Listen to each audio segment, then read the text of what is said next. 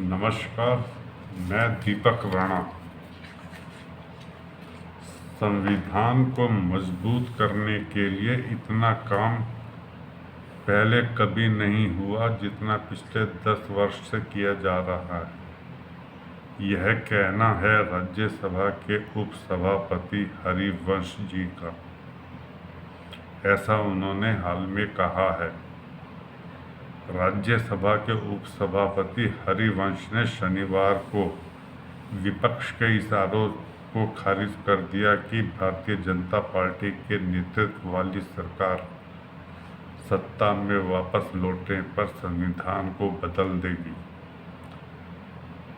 हरिवंश जी ने कहा कि संविधान को मजबूत करने के लिए पिछले 10 वर्षों में जितना काम किया गया है उतना पहले कभी नहीं किया गया। हरिवंश जी का आशय प्रधानमंत्री नरेंद्र मोदी की सरकार द्वारा किए गए कार्यों से था। उन्होंने यह भी कहा कि केंद्र में सरकार मजबूत, स्थिर और निर्णायक होनी चाहिए। एक विशेष भेंट में हरिवंश ने कहा कि गांधी जी ने कहा था कि किसी व्यक्ति के बारे में उसका काम ही बोलता है। इस बात में संदेह है कि संविधान को मजबूत करने के लिए जितना काम हाल के समय में किया गया है उतना पहले कभी नहीं किया गया। बाबा साहब अम्बेडकर को जितना महत्व इस समय दिया गया है जा रहा है इससे पहले कब दिया गया था। एक समय सबसे प्रमुख राजनीतिक दल ने उनको टिकट तक नहीं दिया था। किसी को पूछना चाहिए कि उनको बाबा साहब अम्बेडकर और सरदार पटेल जी को भारत रत्न कब मिला।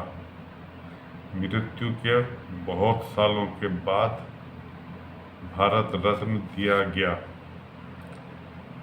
हरिवंश ने यह भी कहा कि उन्होंने शुक्रवार को अयोध्या में जाकर भगवान राम के से इस चुनाव में एक मजबूत, स्थिर और निर्णायक सरकार के लिए प्रार्थना की है।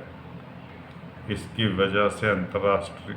वजह अंतर्राष्ट्रीय मीडिया में आई यह रिपोर्ट थी जिसमें कहा गया था कि विदेशी शक्तियां, विदेशी टूल्स हमारे देश को कमज़ोर करने के लिए काम कर रही है।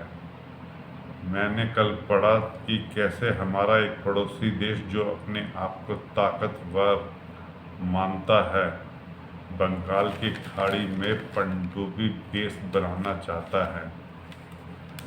पड़ोसी देश चीन का नाम लिए बगैर राज्यसभा के उपसभापति ने कहा, आप देख सकते हैं मालदीव, श्रीलंका और पाकिस्तान के ग्वादर में क्या क्या हो रहा है।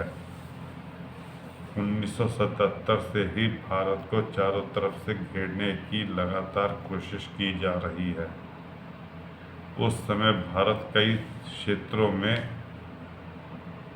इस देश से आगे था।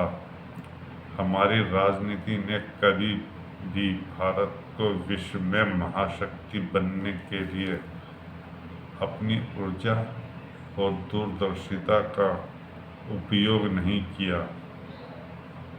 एक और पड़ोसी देश है जो राष्ट्र विरोधी तत्वों को पनाह देता है।